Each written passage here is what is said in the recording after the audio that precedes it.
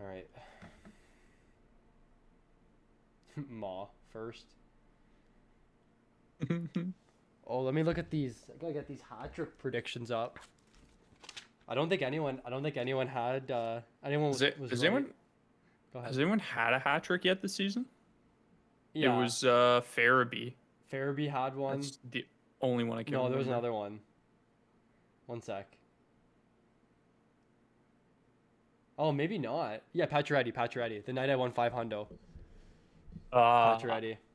What's going on, man? McKinnon, I'm so sad. All right. I don't think anyone even had 2 goals last night. Stammer scored, so Ma was right on that. Ma had the someone goal. definitely had 2 goals. I Jeremy forget had who it was. Toffoli, who scored. I think, yeah, Toffoli scored. Petrie had 2. Oh, Petrie had 2. Let's go, McDavid. Boo. Guy just ruins the slate every night for us. Okay, I want to see. I want to like get the chat. Oh, okay, whatever. Pacquiao. Okay, let me get my laptop up. Get my chat. How'd everyone do last night? Anyone bet? Anyone play any Draftkings last night? Oh, I gotta move up here. Where's the top? Stars and jackets. Yeah, snooze fest. What's up, Jax? Line is playing though. Line A is playing tonight. Do we have? Oh, is this like the projected line for him? Yeah, it's supposed he's playing with like Atkinson and Texier. Man, that line's gonna be so bad defensively. I think, anyways. I know line A lines are typically just atrocious defensively. Yo, Mike, your boy Mario playing second line tonight. Yeah, I gave him a 150 projection, and the guys got mad at me. So Like 5,000.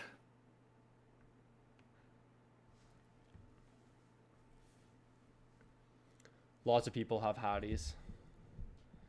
Clark, you want to try and pronounce his name? Who? I like the update with the PP info on it. Yeah, we just updated this, adding the power play stuff on here. I have too many players. I'm thinking about doing a 2v1 trade. What do you think of a Kane McAvoy for Ovechkin? What's your league like? Like, what's the scoring in your league like? Picked up JT Confer since he's taking McKinnon's spot. Yeah, that's fine. You can do that. Do. We'll let some people join in here. Oh, nice chair by the way, Mike. Thank you. Looks good. Thank you. Got it from someone. How's your back feeling? Oh, just miles better. Man, I wonder if I can you guys see this chair here? That's the chair I was sitting in before. That one. The old office chair. The old office chair. Let me set this webcam back up. That's what I was sitting in before, and I was putting in like shifts. Like 8-hour days in that chair, man. Just not good for my back. All right. We'll give it a few minutes. How did you do last night? Well, it wasn't my best night, but you know, we made some money back, and just everybody with the blind lineups are just cleaning me out right now. So, It's crazy, dude. yeah, it wasn't the best night, obviously, but you can't expect to just win money every time, right? Yeah. The Jets were a lot better than I thought they would be, especially that you didn't see any correlation with their new lines at all, which was bizarre because like it was Connor had 2 on the power play, I believe, from Scheifele. And then who was the third one? It was Scheifele from Pionk and Wheeler. So they had Wheeler listed on a line with Stastny and Connor, and there was just like no correlation with them at all. But Gaudreau had a goal, and Mangiapane also had one. But I felt like it was gonna be more of a one-sided game with the Flames. I don't know. Yeah, well, that was the biggest goaltender duel we're gonna see in this division too, where I think Markstrom and Hellebuck are probably 1-2 in the Canadian division. So it seemed like they were just trading chances, but somehow the goalies would stop him. It was crazy. OT was Boston with brutal. another big comeback too after going down 3-0. Pasta finally figured out how to score. It just blows my mind because like Pasternak had 2 goals, Marchand had 1, and then Bergeron was completely left off the score sheet. So Yeah, and frustrates that's something me. we talked about last time where we were saying how they were all like correlated. They had one of the best correlations when I did my analysis. But I think I was just looking. So the first place in my contest last night had Winnipeg 1. Sorry, he had Scheifele, Connor Wheeler. So Winnipeg 1 power play, or unless he had the lines wrong, with Panarin, Strome, Kreider, and then Brandon Carlo on D with 17 points. Pretty sure he scored. So He got did have a lucky goal. there. But I mean, he did have a 3-3 stack and he won. So I think that's just the important thing to take away. Carey Price and net, so he didn't correlate his goalies. But I mean, taking Shesterkin yesterday paid off. Yeah, that was another one where I thought the Penguins were just gonna run over the Rangers, and then They had so many chances. Like Malkin was like all over the place last night. He looked so Yeah. good yesterday. I was watching the highlights. He looked great. Played 24 minutes last night. Marino played 30 minutes and 30 seconds. Holy dude. Value. That's value. I haven't seen a 30-minute defenseman. Oh, I guess Carlson played 30 minutes this year. Shabbat probably. Oh yeah, Shabbat. That's who I was gonna I'm say. sure he's had one game at least. On by God, I now. might have to trade Monahan. He's been playing terrible. I wouldn't trade Monahan. He's in the Canadian Nope. division. Like, he's going to score. Montreal going to the Stanley Cup Finals. It's easy to make that prediction now. I don't think they will, though. I think they're going to lose in either the first or second round. What do you think of Puljujarvi? No points in under 12 minutes of time on ice. Well, like, I mean, it's hard to justify the ice last game because they were up a ton. So, and it's so many power plays. So I wouldn't worry about him. Why Texier and Bjorkstrand get split up? I wish I knew that. I don't know why coaches make some decisions, to be honest. Like, we were just looking. So last year, 5-on-5 for the Flames, Mangiapane, Tkachuk, and Backlund were like a top 5 line, 5-on-5. Like, they were unbelievable. And it looks like they were together for about 3 minutes last game. So I don't know if they're listening to us, but if we ever see that line come back, they are probably my number 1 favorite line. You all see Crosby's Michigan attempt? Oh yeah, that was sick. The backhand. He's the only one that'll do that too, because he's just a maniac. All right, let's get started. So, Stars, Blue Jackets. Couple changes to the lineup. Looks like Ben is back in. He's on the top line with Radulov and Hintz. So Gurionov moves down. It was too hard to predict what Dallas's lines are going to be like, just because they've been all over the place. Like they haven't played. Ben's been out. Like, it's just been a mess in Dallas right now with their lines. But going up against a pretty tough defensive team in the Blue Jackets tonight. I'm not overly excited about the Stars, but I think the one thing that's kind of keeping me on them is knowing that Atkinson, Texier, and Laine are going to be aligned tonight. And, we know time and time again that Laine is one of the worst defensive players in hockey. Plays zero time in his own end. But maybe it'll change with Torts. Who knows? But it's just hard for me to pay up for Dallas at this price tonight. I just think there's better options, better value on the slate. I can't see myself getting to too much of them.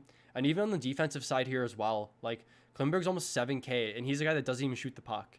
So I'm probably off Dallas completely tonight. Like, there's not anywhere I'm even interested in. Like, even Lindell last year was like the best 3,500 defenseman, and now he's up at 5K. Like, come on. So yeah, I'm off the Stars completely tonight. Jake Ottinger is getting the start. He's a very well below average goaltender. So we'll talk about that in the Blue Jackets side. But yeah, I am off the Stars completely tonight. Yeah, Denis Gurionov at 6,800. Are you kidding me? Like, what is going on with this pricing? I don't know. I think it's just the recency bias, man. I actually don't know. It has to be it. It's got to be like pulling numbers probably from the playoffs as well, because they're like, to me, there's just no.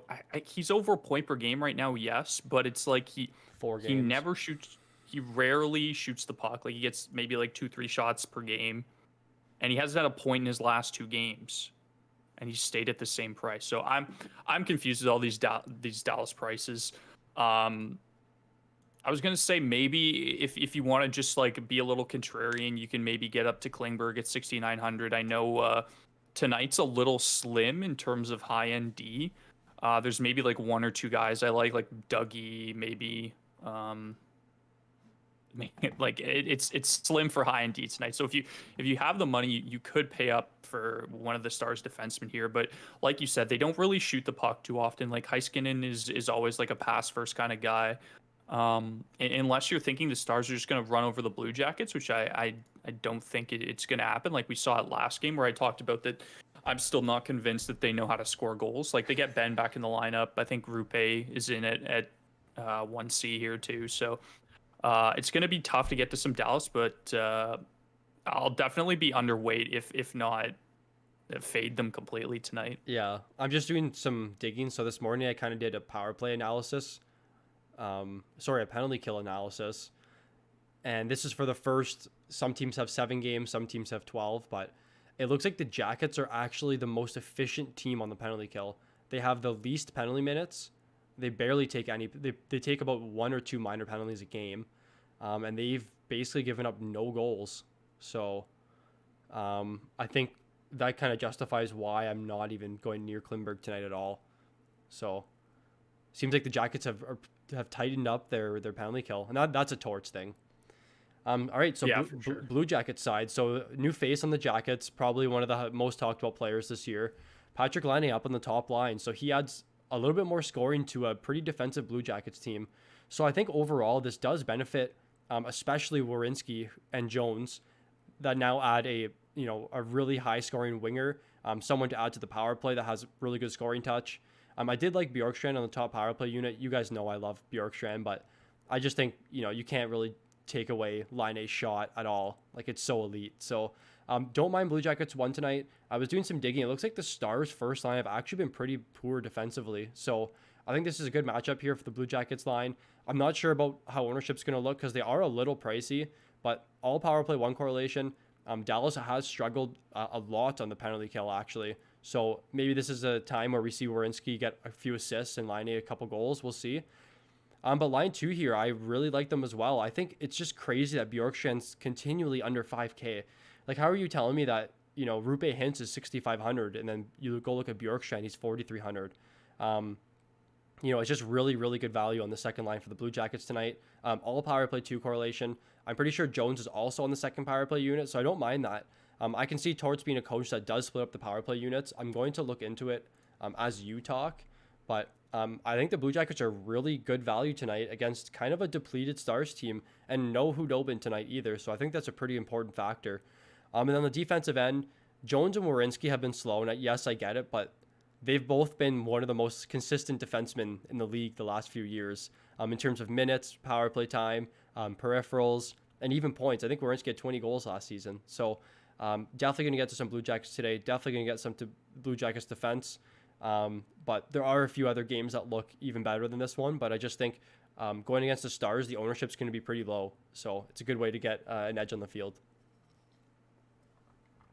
I really like Columbus just as some filler tonight. Like I think that first line with all power play correlation, I think is a good play tonight. It adds a little bit of the value. We don't know how Laine is going to do, right? Like we know he's pretty poor defensively. We know that Torts likes to run all 4 of his lines. So it's just something to keep an eye on as you go forward. But I'm going to have some Blue Jackets. I'll probably be somewhere around the field unless everybody just jumps on this Patrick Laine bandwagon and thinks he's going to be an absolute superstar in Columbus.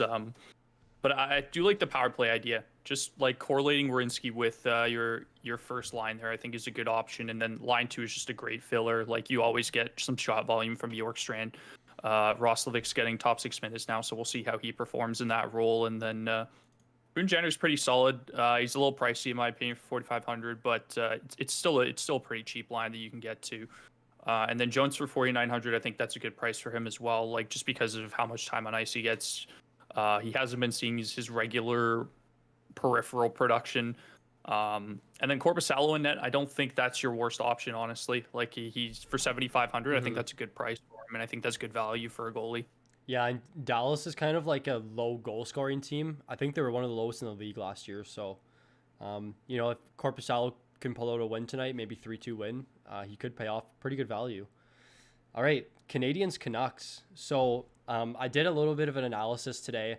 So when we do our projections, I can show you guys up here. So we actually take into account team's defense and we use that for our projections. So I kind of did just a new analysis this morning to see if there's any big differences that we're seeing, especially with the division realignment.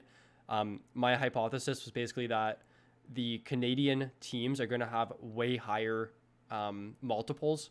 So basically the way it works is Tatar has a base projection and then we multiply it by how bad the team is defensively. So we have a multiple.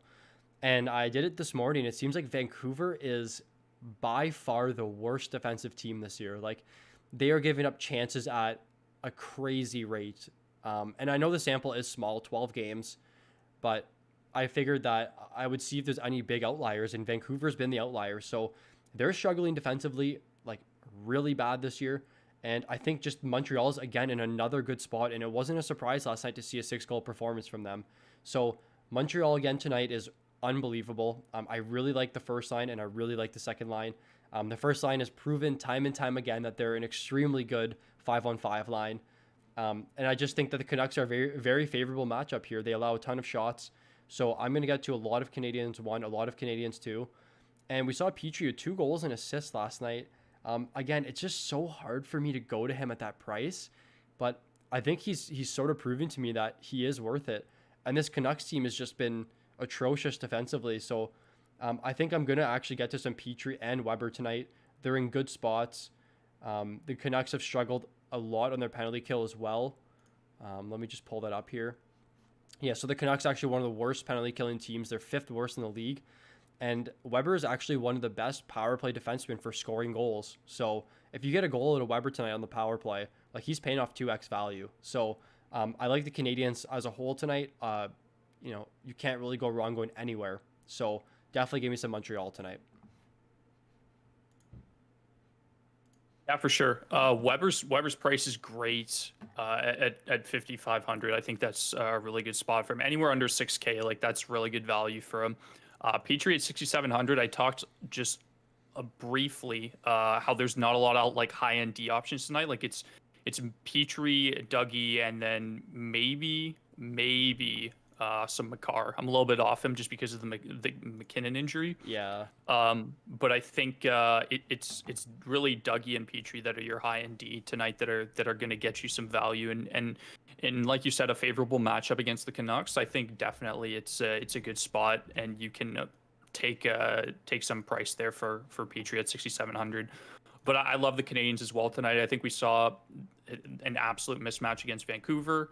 All the advanced analytics are saying that Vancouver is a bad defensive team. Like we learned that this morning, and it's just it doesn't get any better for the Canucks after Montreal coming in and having a 6-2 game, I believe it was, against them last night. So back-to-back Jake Allen's in net. So I think he's still a good price for 7,800. Like it's more so the Canadiens defense that helps out limiting those scoring chances and stuff. But I'm good with all the Canadiens lines tonight, even though like line 3 is still a bit pricey for a third line, but I think it's still good filler, and we're definitely going to get to some Canadiens 1 and 2 tonight. Yeah, so I just looked into it right now. So it looks like Canadiens 2 is actually matching up against Canucks 1, and then the both shutdown lines, so the Deneau line's going against the Horvat line. So that's something to keep in mind tonight, especially. And hopping over to the Canucks side, so I don't know if you guys just saw, but I was just adding in some numbers here.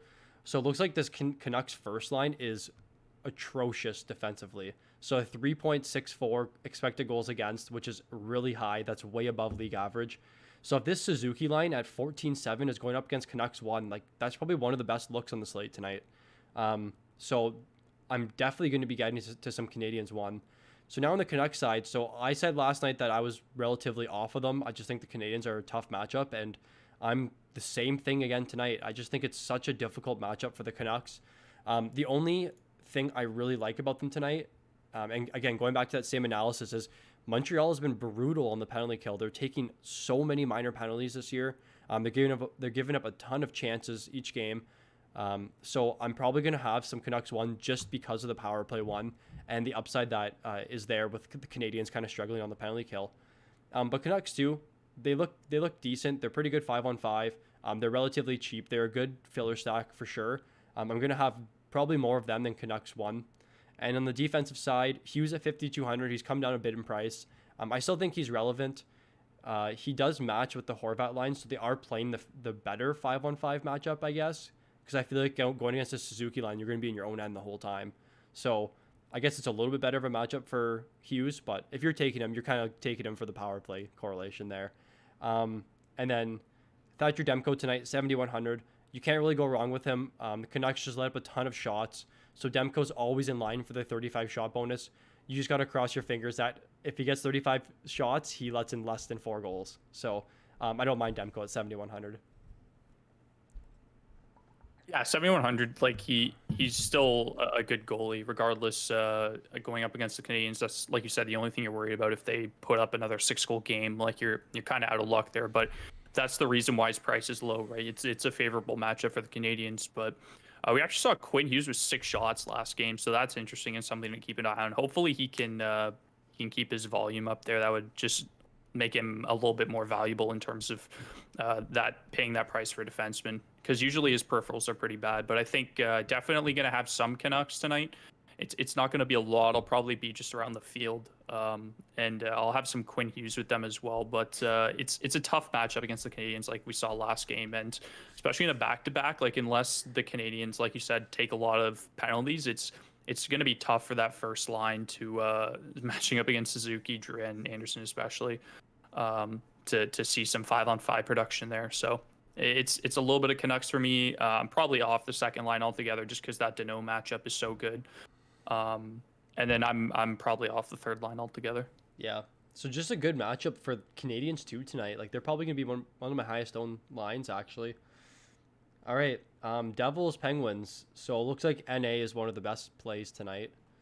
I'm so funny, guys. All right. Coyotes, Blues. So I was just trying to do some digging here to see how these Coyotes lines have been defensively, but I couldn't really find much. So it seems like they're relatively new lines. It's just hard to take the Coyotes. The Blues are one of the best defensive teams. They haven't been to begin this year, but I mean, they're still really elite. They haven't really made any changes. So I can't see myself getting into really any Coyotes tonight at all. I think the second line's fine. Like they're pretty good value.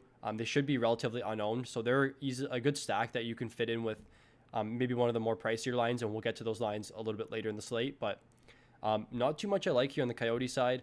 On the defensive end, Jarmelson is a fine punt defenseman. He is one of the best shot blockers in the league, so that's someone you can definitely look at. And then Darcy Kemper at 6,900 is not. It's actually really good value. There is a really low total in the game tonight. I think it's 5.5. So the Blues aren't really a highly offensive team. So Kemper at 6,900. He's someone that can get you 30 saves and 2 goals against and pay off value. Yeah, I think Kemper's a great goalie. He was absolutely phenomenal last year. The Coyotes are kind of a meh team, is how I would describe them.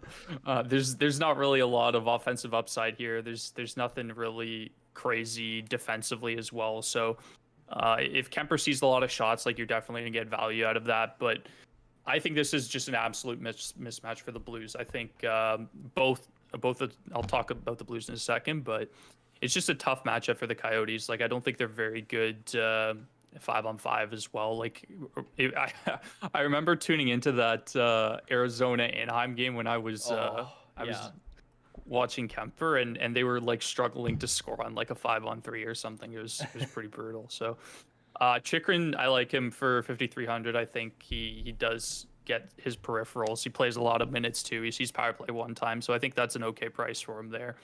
And then Hjalmarsson, is a good punt defenseman for sure. Loves blocking pucks. But other than that, I'm probably off the Coyotes. I just think there's better plays tonight, and they're like 15K for the first line. Like I'd rather go somewhere else. Yeah, absolutely. I'm just gonna answer a few questions here in chat. Sorry, guys. Matt Murray has had a hard time playing over 25 minutes this year. I think Drew Doughty's playing more minutes than Murray right now.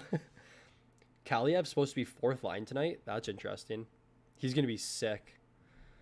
Heiskanen or Werenski. Trying to figure out who I prefer rest of season. Similar players. I would say probably Heiskanen. Heiskanen, yeah. Yeah.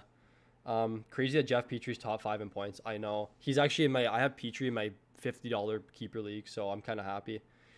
Pionk, Bjorkstrand, and Perron for Werenski and Backstrom. Pionk, Bjorkstrand, and Perron. And I'm picking up Texier off free agency.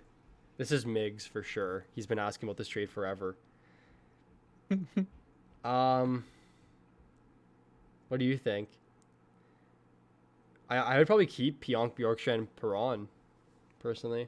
Yeah, I don't like Backstrom, and if your league counts like shots, like you're giving up 2 shot volume guys in Perron, and I don't think Perron's actually too high of a shot volume, but Bjorkstrand definitely is. If it's a categories league, I would keep Pionk, Bjorkstrand, and Perron. Yeah, it's and close. even then, I think Bjorkstrand and Perron still get more points than Backstrom, and then Pionk and Werenski are a toss-up.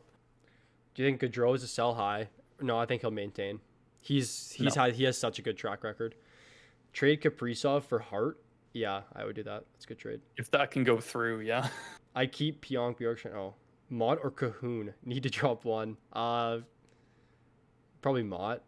That's hard. Yeah. Bangers League. It's a Really want to deep pick up league. Ben, but Werenski's on waivers. Pick up Werenski. Ben's Yes, good. Ben's over good in James Bangers Ben. leagues because he does hit a lot. But yeah, I would take Werenski. Oh, yeah, that's a good point. It's close. Depends on your goalie. Sorry, goalie on your defense. Canucks have been a bit better lately, but cake matchup should be Demko back in there. Yeah, Demko is gonna get the starting role. Still hanging on to Yossi and Ellis. Should I drop one, push for trade, or keep? I would keep both of them. Both of them, yeah. Carlson, Dobson, McAvoy, Provorov are his other D. Yeah, I would keep. Yossi and Ellis are like. Yossi is like say your second best, and Ellis is probably your third best defenseman. Drop Mangiapane for Comfer. I could. You could do that. I mean, it's fine either way. What are your thoughts on Jordan Greenway? He's a shutdown player. Like he's not really relevant in fantasy. My bottom 2 forwards are Puljujärvi and Kopp. Would you drop either for Texier? Eriksson Ek. I have Laine, so it might be a decent stack with Texier, and believe they're both on PP1. Yeah, you can drop Puljujärvi for him. It's fine. Is Teravainen playing tonight? We have him in, so. It's supposed to be game time decision, but he did take morning skate tonight, so we're assuming that he's in. Yeah. Is Stone a sell high? Nope. I would hold on to Stone. And especially because Vegas has their games postponed, like Stone's going to be playing a bunch coming up, so I'd keep him. We have 43 people in here now and 10 likes, so if you guys want to hit that like button if you're enjoying the content and all the streams we provide to you each day, feel free to do that. All right, blue side. So Sanford, O'Reilly, Perron still together. They played a bunch last season. They are just not doing much 5-on-5. I think they're just a lot of the point production does come from the power play, especially with O'Reilly and Perron, and that's what we're hoping for. So let me see with Arizona. So Arizona is about a little bit below average on the penalty kill. So don't mind Blues 1 tonight. They're pretty cheap for a first line. They're going to see a lot of minutes. They should go up against that Schmaltz line, I'm assuming, who's pretty bad defensively. So definitely don't mind Blues 1 tonight. Blues 2 again, man. This line has just been phenomenal 5-on-5. They've basically been nonstop, and they're producing chances at a crazy rate right now. The sample size is up to 70 minutes, and they're still maintaining that high expected goals for. And that was something I mentioned in my video too with Kyrou, is that if they're maintaining this crazy production 5-on-5, like he's worth an own. So definitely gonna have some Blues 2 tonight. They're just too good 5-on-5. Blues 3, man, they've been Hoffman's been so underwhelming this year. I don't know what's going on with them, but I'm probably going to be off Blues 3. If I have any, it's just going to be a filler with like a really expensive stack tonight, like McDavid, Draisaitl, but that's what everyone's going to be doing. Defensive side, Falk is finally up to 4,500, so he's up to the price range where I'm not excited about him anymore. He was way, way too good at the 4K price range, but too pricey for me. Probably still get to a little bit, but I love Breakout 4,800. He's the combo meal guy, the 5 shots, 3 blocks, so definitely going to have some of him tonight. And then Binnington is in a favorable matchup, but the Coyotes don't shoot the puck too often. So do I have their shots per game? I have their shots per game somewhere here. 28 shots a game, so they're actually one of the lowest in the league. So not too excited about Binnington at 8,300 tonight. Yeah, he's priced up. I think you're just if you're paying for that, you're hoping he gets the win, especially if the shot volume is gonna be down for the Yotes. And if he doesn't get the win for whatever reason, then you're kind of shooting yourself in the foot there. So it's tough. He's been great as of late, though. But if the Coyotes don't shoot the puck a lot, then it kind of like brings his value down a little bit, like Mike said. Love Parayko. I think he's always just one of the highest floors on any Yeah. slate for me. He just does everything you want. Unfortunately, he's not on power play 2 anymore. It's Vince Dunn, but I think that is not the worst punt option either for a defenseman at 2,800. His minutes are kind of low, but other than that, his price, he gets power play 2 time. Like, it's not awful. I really like the Blues tonight. I think it's a really favorable matchup for them. I think regardless if you take the first line or the second line's been absolutely fantastic, and they are priced accordingly with Braden Shen over 6K. Jordan Kyrou being up to 4,500. He's also been great, even though he's seeing power play 2 time. The Blues are similar in the sense that it's like the Flames, right? Like no matter what top 6 line you take, you're getting 2 guys on power play 1 and 1 guy on power play 2. So whichever way you want to go, I think it's a favorable matchup. And Blues 3 will definitely be filler. I think they need to get Hoffman going, though. Like, Berube needs to just throw him on the top line there with O'Reilly and Perron and just let him kind of do his thing. But we'll see what happens with him going forward. It's tough with him being on that third line and not getting as many minutes. We'd love to see like more production out of him because he is a 30-goal scorer. So I think the Blues are a good play tonight, no matter where you go. Yep, I like them. All right, Hurricanes, Blackhawks. So it looks like, we have Teravainen in, and we'll talk about it. I was just doing some research. Looks like he's expected to play tonight. I'm not sure if he's 100%, but assuming he is, we're tossing him on the first line here. And this line is amazing tonight. So the Hurricanes in general are super priced down. Definitely not in accordance to this matchup. I know the Blackhawks goalie, Lankinen, has actually been really, really good this year. But I just think you can't really go wrong with the Hurricanes. It's a very good 5-on-5 matchup. All Blackhawks lines have struggled immensely over the last 3 years defensively. So definitely give me some Hurricanes 1 tonight. They're 17-5, all power play 1 correlation. They have great 5-on-5 numbers from last year. So I'm definitely going to be on them tonight. I'm definitely going to be on the Hurricanes 2 as well. They're really, really cheap. I think it's a favorable matchup played against the Blackhawks depth tonight.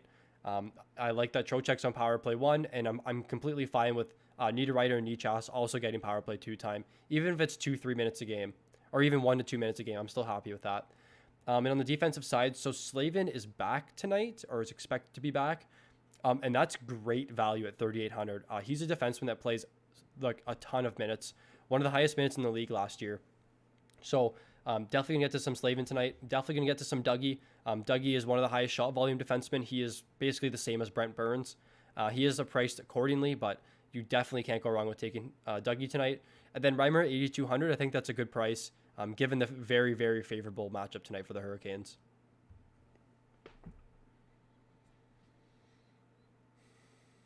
Yeah, the Hurricanes are my favorite team tonight. I think this is my most favorable matchup that you'll see. I love both the Hurricanes lines. Like, the first line with Teravainen up on theirs might be my highest owned.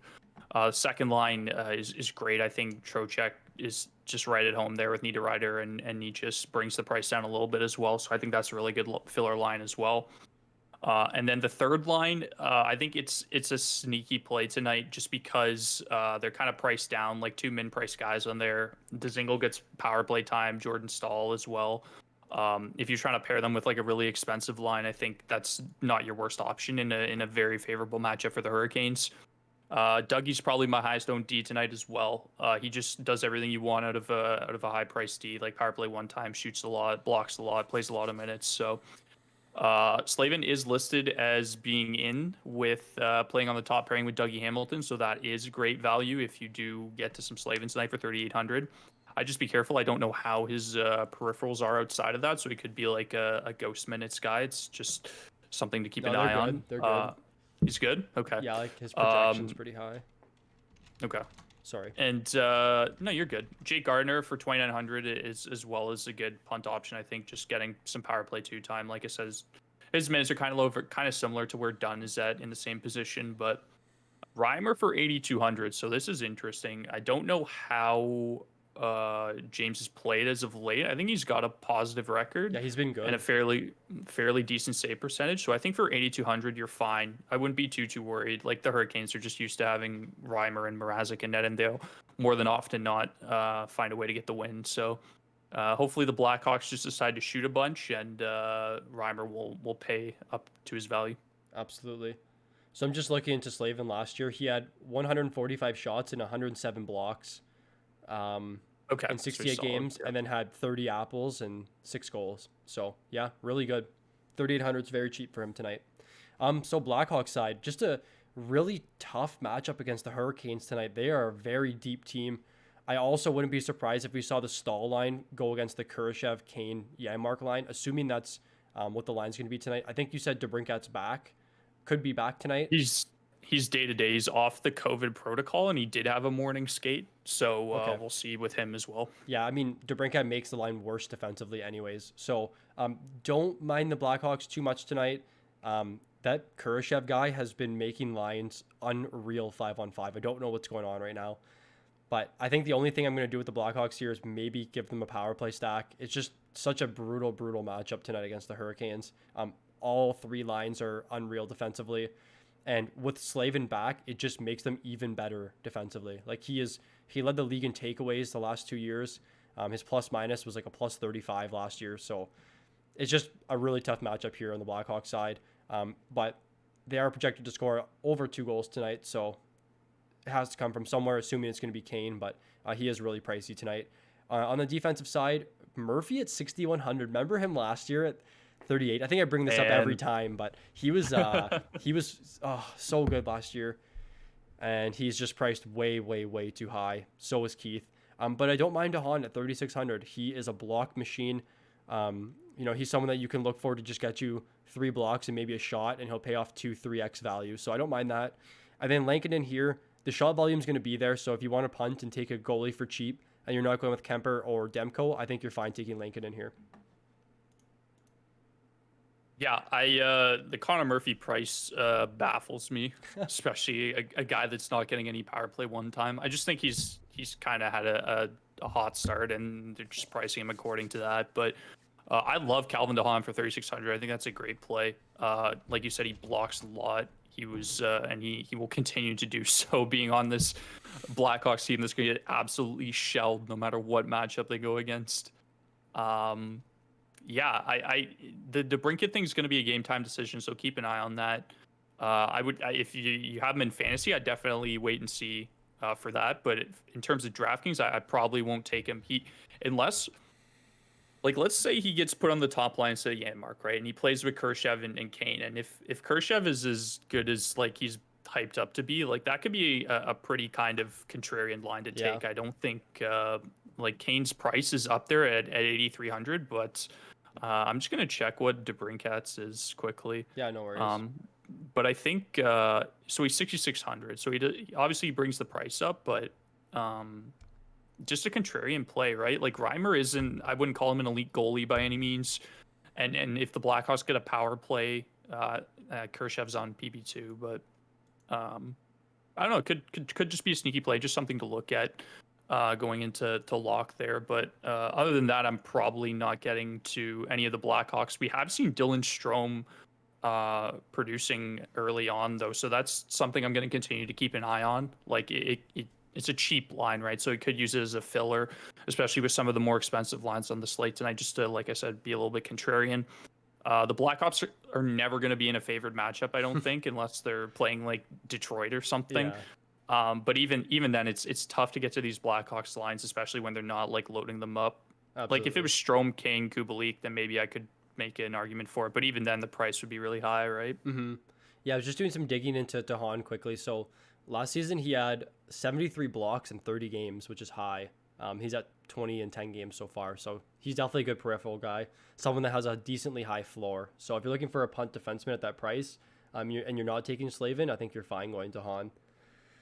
All right, Flames and Jets. So a little bit to talk about here. So like I mentioned earlier in the stream, for people who weren't in there at the beginning, we saw Backlund skate with Tkachuk and Mangiapane for a bit last game.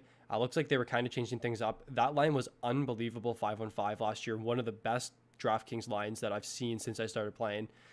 But they're split up again this game. So the lines, from what we know now, are the same as they were last game. Flames won. They got just worked 5-on-5 last game, like pretty bad. Like they struggled immensely against the Jets team. And we have them matching up against Jets 3. And that's what we saw last game. So I do think it's a favorable matchup, but they struggled last night. So I'm probably still going to get to a little bit of them. I think, especially with Hellebuck not starting, it just justifies why I want to take more Flames.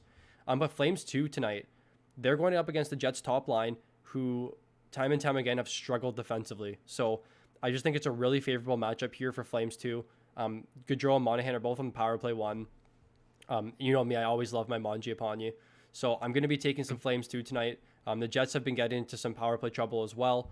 And now the Hellebuck's not starting. I just think it's definitely a time to smash the Flames tonight.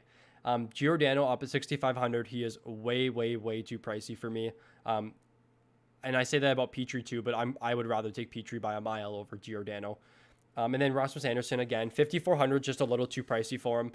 Like, he's similar to someone like McAvoy that we saw in Power Play 1 for Boston last night, and he was 4,900, which is a lot more favorable of a price. And, McAvoy does play more minutes. So I'm not too high on Anderson tonight, and I can't really see myself getting to too much David Riddick. But I do think the Flames are pretty good defensively, so I don't mind him at 7,400. But Flames 2 tonight, they just look really good for me. Yeah, hard reset going right back to the Flames tonight. I was pretty high on them last night as well. I thought it was a favorable matchup. We saw Gaudreau score. They weren't the Nuts, right? So I'm running it back with them tonight. I think they're in just as good of a spot as they were last night, if not better, with Brossoit being in net. We'll see how it is on a back-to-back, but I think if anything, it should open up a little bit more potential for some penalties going back and forth the other way, and I think that just benefits the Flames. So I'm going back to the first line and the second line as well, and then I'll have some Anderson tonight just with a little bit of power play correlation. He's usually somewhere around like 10%, 15% for me in my stacks, but I think he's a good option tonight for sure. Just with either of the Flames lines. Yeah, and with my defensive analysis I've done just for the start of this year, looks like the Jets are the 6th worst defensive team in hockey. So it's just Hellebuck that's keeping them afloat right now, what I'm seeing. So on the Jets side, they looked actually pretty good last night in that game against the Flames. If anyone tuned in, good old 8 p.m. Canadian matchup. So yeah, it's kind of hard. I don't really know what I want to do tonight. I just think they're extremely pricey, especially Copp at 5,100. It's just way too much for me. So I'm going to get to a little bit of them, but I mean, just looking right here, like the Flames have been pretty good defensively, like one of the better defensive teams in hockey, especially given this division.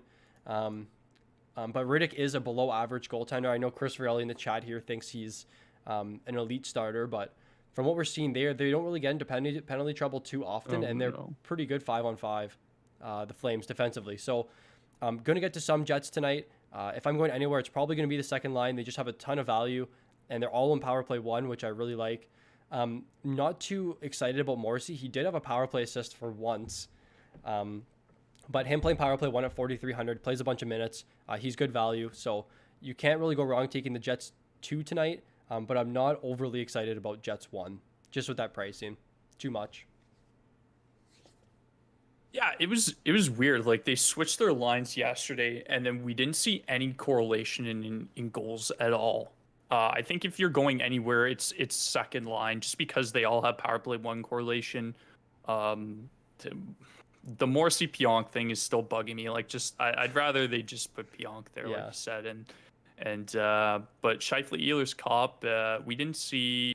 I didn't watch the game, so I couldn't really tell you how they were 5-on-5. But it's such an expensive line with Ehlers being up there at 6,700 when he's obviously been hot as of late. But it's again, I just think it's a more favorable matchup for the Flames. So I'm probably in the same position as I was yesterday, but I will have a little bit more Jets too, just because of that power play correlation.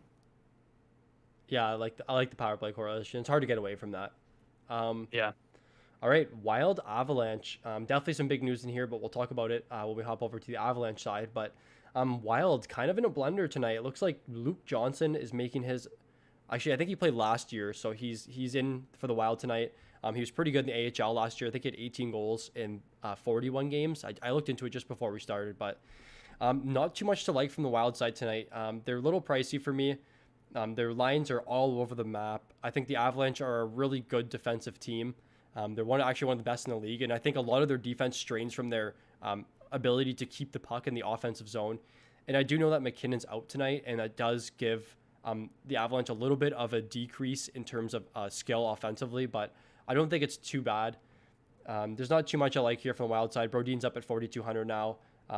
Spurgeon's all right at 4,200, but again, he's someone that we talk about a lot with ghost minutes, and he just doesn't really do much. So not too much I like on the Wild side here. Talbot's fine at 7,100. Again, it's just a really tough matchup against the Avalanche. Even with McKinnon out, like there's still a lot of really, really high upside players. So not too much from the Wild side for me. Yeah, I look at their lineup and I don't really see anything that I like. There's not like a crazy expected goals number in one of the lines either. Everything's just kind of in a blender.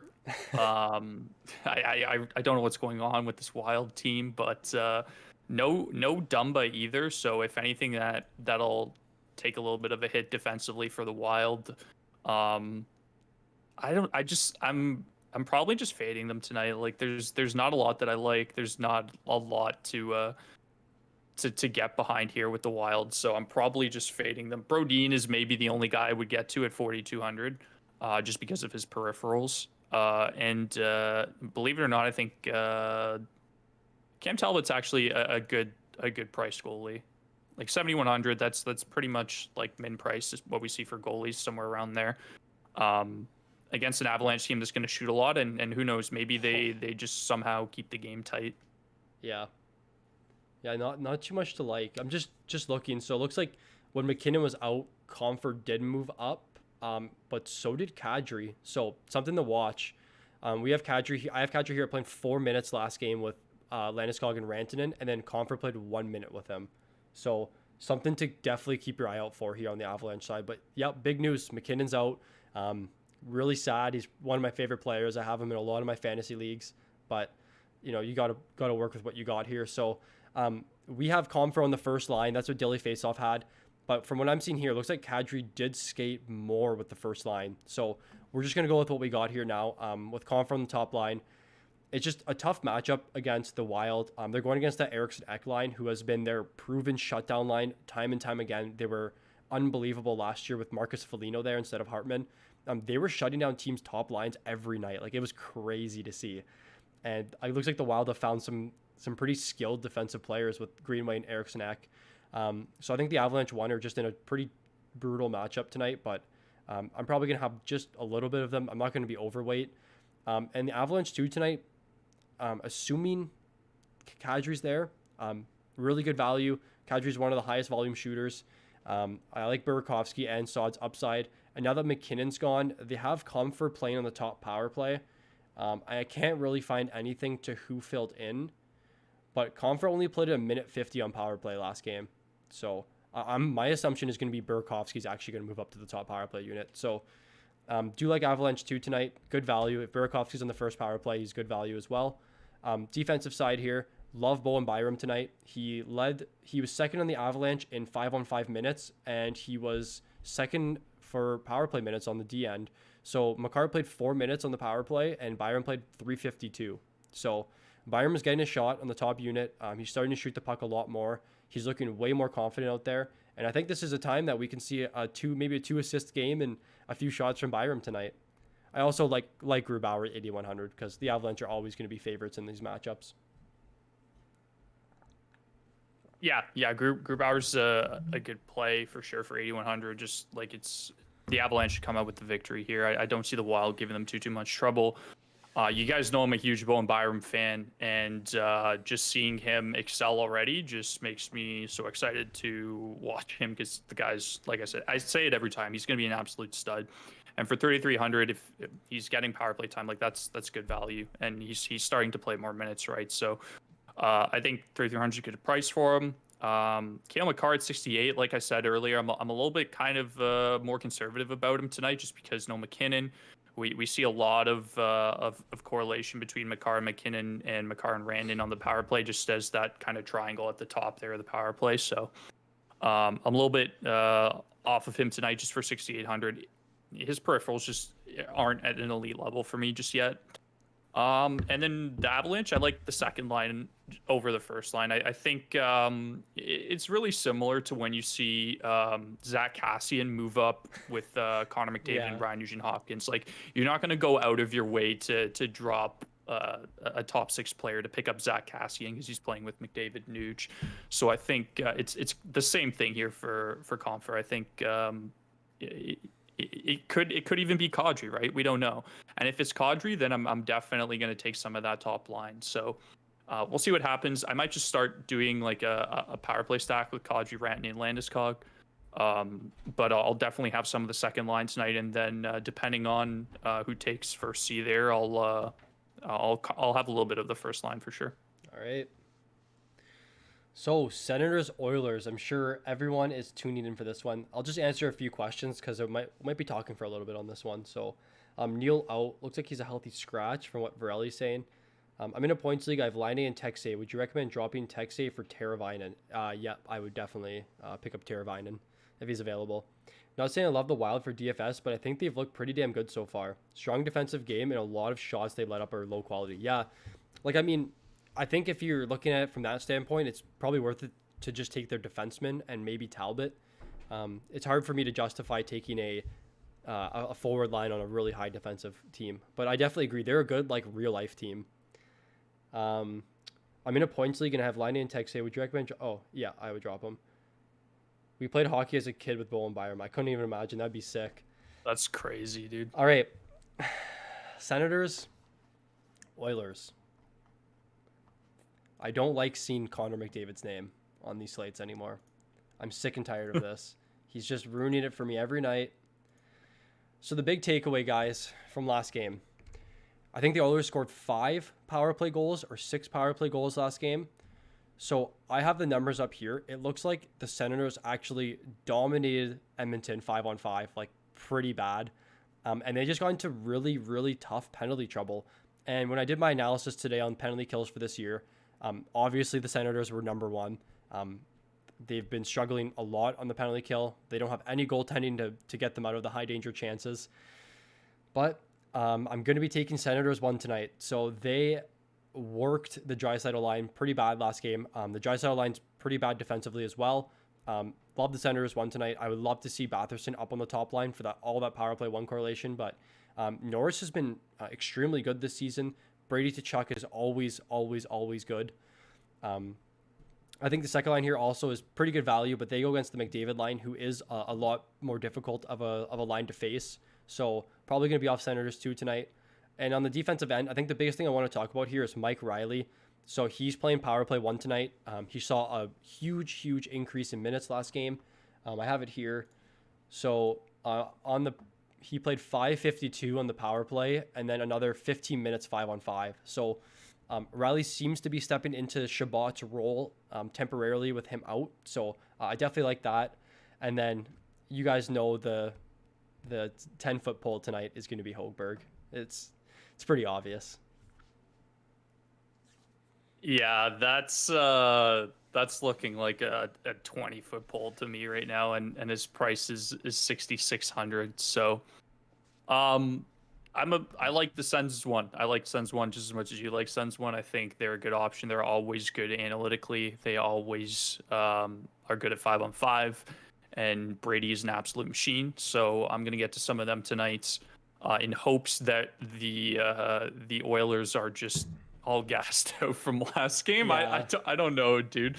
Line 2's tough. Probably won't get to too much of them. Same with the third line. They're kind of still pricey in my opinion. Zaitsev at 5K is tough to get to. I just think there's better options on the slate tonight. Eric Branson is 20 minutes okay. He usually is pretty good in terms of blocks. So I just think there's better He's value priced D like up, we yeah. look. Yeah, yeah. And then Mike Riley is also kind of priced up, but if you do take the first line, he could just be like a filler D in there if you get to that price range. But I think other than that, is his price is still kind of high for me. I don't know. And then Marcus, we talked about Hogberg. He's just looking like a liability tonight. So I'm hoping the Sens bounce back. I really am. I think a lot of the times when you see teams blow out the other one and then it's a back to back, the team that got blown out will come out and just have like a really good start or something. So I'm hoping that's what happens with the Sens tonight, because like you said, the Oilers are just annoying to say the least when it comes to the DFS. Yeah. Yeah, I think Riley is in the same spot that John Marino was in last night, but Marino was 2,500. So, all right, Exactly. Oilers side. So, McDavid is the most expensive player I have ever seen on a slate. I think John Carlson was at 8,900 last year, but I've never seen a $9,000 player. So, if anyone's going to get that price tag, it's going to be Connor. I like the Oilers won tonight. They're in a very good 5-on-5 matchup. Sorry, they've been really good 5-on-5. They have a ton of scoring chances. I mean, it's hard to say how to play this tonight, guys. So McDavid's going to be really, really high owned. I think McDavid, Draisaitl, Nuge are all going to be well over 25% ownership. We might see McDavid hovering at the 50% range again. I think just the best way to play this is you either go all in or you go all out. So I'm probably going to be all out tonight. I might have maybe 10%, but I just think if McDavid's going to score another 50 points tonight, there's no way I'm winning money regardless. So I think the best way for me to play this is to almost fade him. And I'm, going to be kicking myself for it because it is a really, really tough matchup. I mean, a really, really good matchup. But they were 4 for 5 on the power play last game. So I hope that maybe the Senators realize that maybe they shouldn't be taking so many penalties. But there's no proper way to play this tonight, guys. You can't go wrong taking McDavid. It's just, I don't know. He ruins it. He ruins the slate every night. So I think if I'm going anywhere for a 5-on-5 line, it's going to be the McDavid line. They are really expensive, and there are filler stacks, but I would say just be cautious if you're doing like McDavid, Nuge, Draisaitl lines, and like if you're pairing them with a full line, because there's going to be a lot of dupes tonight. So just be careful how you're playing it. Nurse up over 6,200 tonight. He has been producing at the rate that we were hoping when we were playing him at 4,500, but 6,200 is a little pricey for me tonight, so I'm not going to be too excited about Nurse. The Oilers are running 7 defensemen tonight, so the defensive share is going to be a little bit more spread. So Barry at 5,200, I'm not overly excited about. Not sure how many of the Oilers D I'm going to get to, but Mikko Koskinen 8,500, no thank you. That is one thing we're in agreement with. Mikko Koskinen for 8,500. No thanks. The golden goalie is looking more like bronze these days. I think Mike has gone with the yin. I'm going to go with the yang. I think you absolutely 100% have to take the Oilers tonight. There is no reason not to take the Oilers. Marcus Hogberg is a net for the Senators. They're playing the Senators. But the only problem is that Connor McDavid is worth more than most people's third lines. So that's tough. You hate to see a price that high, but like Mike said, if anybody's going to get there, it's going to be Connor. So I think you should go all in on the Oilers tonight. The ownership is going to be high regardless. Like you can't do anything to change that, but what you can do is you can be creative with other lines and stuff. Like look at the slate, find the matchups that are more one-sided than others, and you got to be creative with the rest of your lineup. I think like Mike said, you either go all in or you're all out. I think it's a great mindset to take, and I just think there's no reason not to have the Oilers tonight. They're going to be high owned regardless. I would not be surprised if we see Connor over 50%. I just think what's going to warrant people away from him is his price being at 9K, especially if you're trying to do something like McDavid, Draisaitl, Nuge, which looks actually impossible just based off of 25K. Pricing. Yeah. Like, what are you doing from there, right? So I think there's ways to be creative. Like if you want to go McDavid Draisaitl and then find a line that's a little bit more Inexpensive price. Like maybe you go with some Canadiens 3, or maybe you go with some of the Hurricanes players who aren't as ridiculously priced up. Like I think Trocheck, Niederreiter is a good option, both under 6K there. So it's the pricing is going to be the hardest part, but I think you absolutely have to get to some Oilers. It's too favorable of a matchup. The only thing that is kind of keeping me on the fence about it is that it's a back-to-back, and we know things get weird when they're back-to-back. So I just think it's such a more favorable play just with Hogberg being in net. All right. So let me state my case. So if anyone was looking at the stream and was watching the top left corner, you can see me shaking my head. And this is why. So this is how I'm going to explain it to you guys. And it's going to be kind of hard to explain, but I'll do my best. So when you're taking Connor McDavid, so if he's 50% ownership tonight, and it's very likely he's going to be, that means that if you're in a contest with 10,000 people, that 5,000 of those people have Connor McDavid in their lineup. So if you're taking McDavid, you're going up against 5,000 other people that also have McDavid. So you're going to have to get really, really lucky to win. Even if he goes off, you're going to have to get really, really lucky to win. So that is my number one suggestion if you're looking at playing McDavid tonight, is keep that in mind, is that everybody else is also playing with McDavid. So let's say, for example, that you go with Senators 1 tonight, okay? And as a line, they're owned 8%. That means that you're going up against 800 different people if you're in a contest with 10,000. And that's much more favorable to you than going up against 5,000 other people. So I think the way I'm playing this is I'm taking the chance that those 5,000 people don't get the value from McDavid tonight, because I'm totally okay not going against half the field. I'm totally okay taking the lines at 2 to 5%, where if they do pop off, I have a really, really good chance of taking down the slate. So if you want to get the best chance at making your money back tonight, sure, take McDavid. But if you want a chance at winning tonight, McDavid's he's not going to be the proper play if you want to take down a contest. So that's my take. So the one rebuttal I will have to that is I wasn't trying to say take 100% of Connor McDavid. That's not what I was trying to say. I said you absolutely have to take McDavid tonight. There's no reason why you shouldn't take McDavid. But I think that obviously due to the ownership, you have to get creative with your lineups. I'm not saying go all in on Connor McDavid. I'm not saying go 100% of your lineups with Connor McDavid. I'm saying that you should have McDavid if you're doing DraftKings tonight. Yeah. And Devils, I see your comment about the Oilers 4-man PP stack, and I get it. That is kind of different.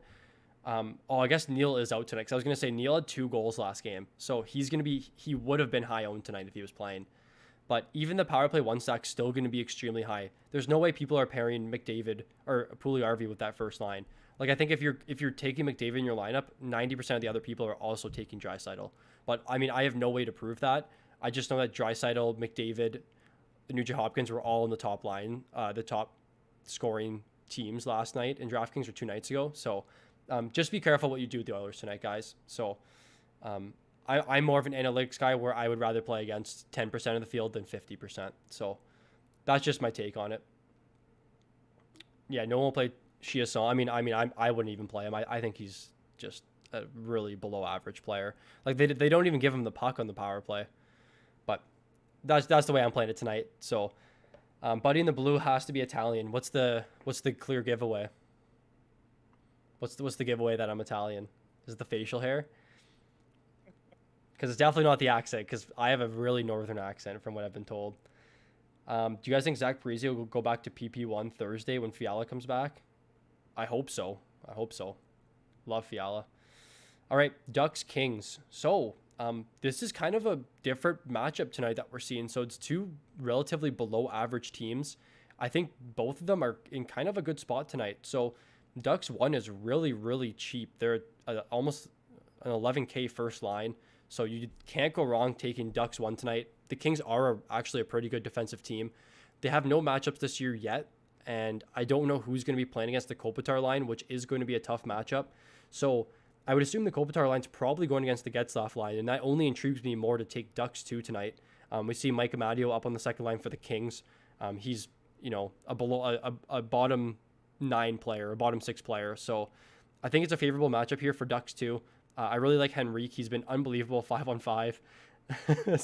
I see Chris was laughing in the chat, so it's cracking me up. I like line 2 tonight. They're 11K. No one on the power play, but I still think they're in a pretty good matchup. Defensive side, I mean, Lindholm's been playing a ton, and he's on power play 1. I don't think you can go wrong with Lindholm or Shattenkirk here. They're pretty good. And then John Gibson, 7,400. He's probably one of the best goalies tonight. Yeah, the Kings love to shoot the puck, which is one thing that makes taking Gibson a great option, aside from the fact that he's an elite goalie and he's only priced at 7,400. But the Kings love to shoot the puck, so I'm probably going to have some Gibson as like a one-off goalie tonight, even though it's kind of burns me in the past couple games, but I'm still going back to him, especially at that price. I'm not a huge fan of the Ducks. We have seen the second line be fairly decent at 5-on-5, like Mike was saying, but like outside of them just being a filler stack, they're all cheap. You're not really getting to a top end line with like a really high ceiling by any means, but they're contrarian for sure. And I think in a matchup against the Kings, it's probably one of the better ones they'll see for the season. Yep. Shattenkirk plays a lot of minutes for 3,600. If that's somebody that you want to go to, he's on power play 1, I think that's a good option for good value there for sure. But other than that, like Lindholm's now down at 4K. It's tough with him. I'd like to see more production out of him before I kind of get to him. He was priced up before for whatever reason, and I was just completely off of him. But his price makes it a little bit more intriguing now, but his production just needs to come up a little bit for me to warrant that. And the Ducks aren't a very like offensive team by any means, No. but outside of Gibson being like a good one-off goalie, I think it's hard to get to some Ducks tonight. Yeah. So I was just doing some digging quickly. So that Henrique, Heinen, Silverberg line has a 3.42 expected goals for in 60 minutes. So that's pretty good. I think that's enough to justify me taking them at 11K. You see, sorry, Chief, I'll answer your question about 10% of the field. So what I mean by that is if Ottawa 1 is only 10% owned tonight, and let's say they end up being the best stack. So if you take them and they end up being the highest scoring stack and you have them, that means that you're going up against 10% of the people that in your contest because that's their ownership. So that's what I mean by it. It's hard to explain. Like I would literally have to sit down and like make a video or like coach you guys one-on-one explaining how ownership works. And I'm sure some of you in here probably know how it works, but for people that are kind of new to DraftKings, it's definitely something that's extremely important. Do you see what Fireplace said? He goes, I'm Italian and all my buddies are Italian. We're all carbon copies. We all look the same. Did you? I'll tell you about it after. Yeah. Fireplace, does your last name end with an I or an O? Or an E. An E is fine. Or an A. So just any vowel. Like if I go through my friend group at home, it's like A, I, E, I, O. It's so funny. All right, Kings. So Kings 1 are in a great spot tonight. That Raquel, Getzlaf, Terry line has been pretty brutal defensively. A 2.99 expected goals against. So they've been pretty bad. And I think the Kings 1 are in probably one of, like you mentioned, like one of the more favorable spots we'll see from them this year. And the Ducks have been atrocious defensively. They're one of the worst defensive teams. Let me pull it up here. They are the 4th worst. If you take out the Canadian division teams, they are 2nd worst. So I like Kings 1 tonight. They play a bunch of minutes. They're all in the power play. The Ducks have been struggling a lot. The only kicker is that John Gibson's in net. But I think if you're going with the Kings tonight, they're going to be relatively unowned. I don't think many people are going to have them tonight. And like I mentioned with ownership, it's really important. So definitely give me some Kings 1 tonight. I'm not really touching the 2nd or 3rd line. I know my boy Mike Amadio is up there.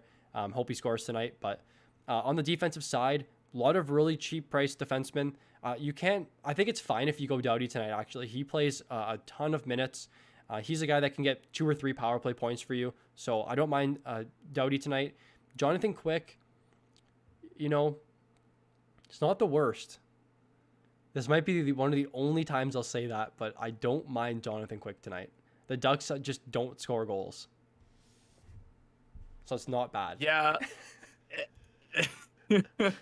Every time I say like a Ducks game is going to be low event, they'll have like 3 goals or it'll be like a 4-3 game. Same thing with the Kings. Like, but I do like the first line. We talked about it kind of before the show. And they've been really good. Kopitar's been absolutely lights out. Not a lot of goals, but he's been shooting the puck a fair bit, and he is well over a point per game so far. So I think it's a good option just if you want to kind of get contrarian on a slate that's going to see a lot of McDavid, to say the least. I like Oli Mata for 2,800 just because like when he was on Chicago, and I don't know how this is going to pan out because he's on LA now. But when he was on Chicago, he was blocking like an absolute machine. So hopefully we start to see some of that. I think he's a good punt option. And then Cale Clegg at second power play for only 2,600. I think it's a good value. Like, I don't know what his minutes are usually like. Like, we have him here at around 16 minutes. But if for a min price D at getting some power play time there, it's not awful. But it should be a fairly low event game. So I might have some Quick tonight as well. I don't think the Ducks shoot a lot. That's the only thing. Don't. And the one thing that is popping into my head is I'm having flashbacks to when I took Gibson or it wasn't Gibson, it was Kemper. I took Kemper that one night that I was doing really well in the $12 single entry. And I looked, and he had like 2 goals against and 15 saves. Yeah, 16 saves. Yeah. So I was like, oh god. So the Ducks do not shoot a lot. Yeah. So I think if you're going with a goalie on this game in particular, you want to go with Gibson just because the shot volume of the Kings. But I think the Kings one are in a good spot tonight. Yeah, and I'm just looking here. So the Ducks are like league average on the penalty kill. Looks like the Kings are actually really, really good, but it's not like you're going to take Anaheim power play stacks. And then the Kings defensively are, again, right in the middle. So not really too much to sway here. I'm not sure. Is anyone going to be taking the Iafallo, Amadio, Velarde Italian stack tonight? Get the Italian correlation with the Iafallo, Amadio, Velarde. And then Mata on defense, we'll just say he's Italian. I think that's a pretty good stack tonight. All right. Mikey Anderson. So I started last time. So your 2 favorite lines tonight. I'll give you a little bit to think about it. We'll toss on the Family Feud music. Or was it Jeopardy? Do, do, do, do. Yeah. All right. My 2 favorite lines tonight. Number 1, I'm going to go with Montreal 2. I really like Suzuki, Drew, and Anderson. I think it's a really good matchup, especially against that Pettersson line at 5-on-5. And we should see more of what we saw last night with the Canadiens just rolling over the Canucks. And then my second favorite line is Hurricanes 1 with Svechnikov, Aho, Teravainen. They just look so good against a bad Blackhawks team. And hopefully they all pop off tonight. Yeah. I'm going to go, so Canadiens 2 for me for sure, and then Flames 2, my 2 favorite. Flames are good. And so favorite high-priced D and favorite mid-priced D. What's their parameters for mid-price? Mid will do min price to 4K. 4K? Okay. So my favorite high-priced D is definitely Dougie Hamilton. Yeah, I just think, he's everything you need out of a high price D. And then, it was min price to 4K. You said? Yeah. Ooh, he's priced up. Damn. It's wait. It's Calvin DeHaan for me, 3,600. Nice. I'm going to go with Dougie as well and Slavin, 3,800. Slavin's good too. All right, so question for the chat. We see our first hat trick prediction come in. Mike Amadio.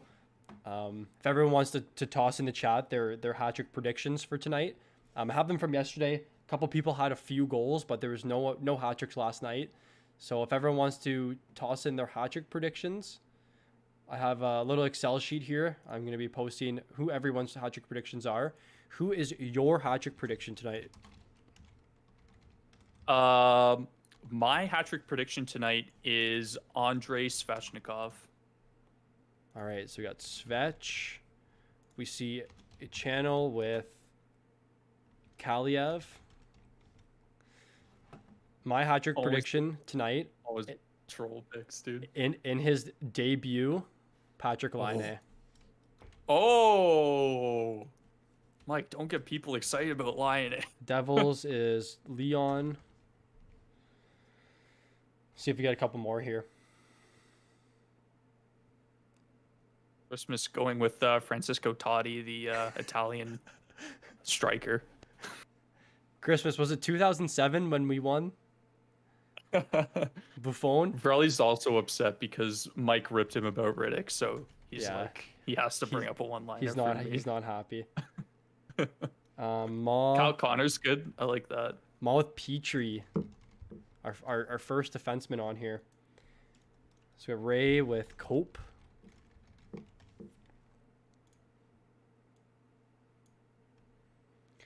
All right, guys. So that'll conclude the stream for tonight. For today, sorry. I hope everyone wins some money tonight. I'm excited.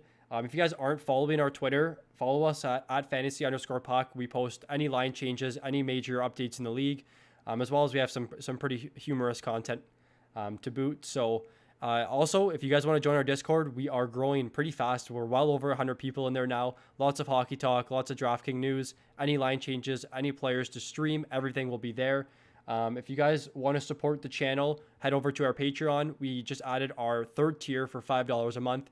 You get access to our premium articles, as well as our first ever podcast that we are excited about. So that's released on there. You guys will also get some new Discord privileges, which we're excited to announce. And then if you guys want to go up to the $8 tier, there is all of our projections in our trade analyzer. And the most expensive tier, you guys get access to our DraftKings cheat sheet that we have been winning quite a bit of money off of. So appreciate everyone for supporting us. Clarky, any final words while I type out these hat trick predictions here? Any final words? I hope the Oilers bust tonight, even though I said take them. And I hope Carolina goes off, and I hope we all win some money tonight. And again, thank you to you for having me on, even though you hate it when I go with the Oilers. But yeah, thanks to Mike. Thank you to all you guys. If you guys aren't in the Discord, get in the Discord. It is bumping now. Lots of good discussion in there. Lots of good chats in terms of like what to trade for, who to trade for, who's sell high, who's buy low. So get in there, and that's probably the best way to reach Mike and I, just in one of the channels. Just give us an @ there for sure. And if you guys have any questions for DraftKings, we now have a DraftKings channel as well. I know I've had a couple people reach out to me and kind of ask what DraftKings is and what it's all about. So if you have any type of questions regarding that as well, definitely get in the Discord. And leave a like on this video right now. We've got 47 people in here. I only see 30 likes, so we can get to 47. Anything to kind of sum us up here, Mike? Yeah, that's good. You hit it all. So we got all of our hat trick predictions in. And if you guys need any help with DraftKings or need any advice, just send me a message on Discord. I'll be available most of the day. I'm doing my best. I am getting quite a few messages. So if you guys have any questions, just feel free to reach out. I'll be here. I'll do my best to help you guys. So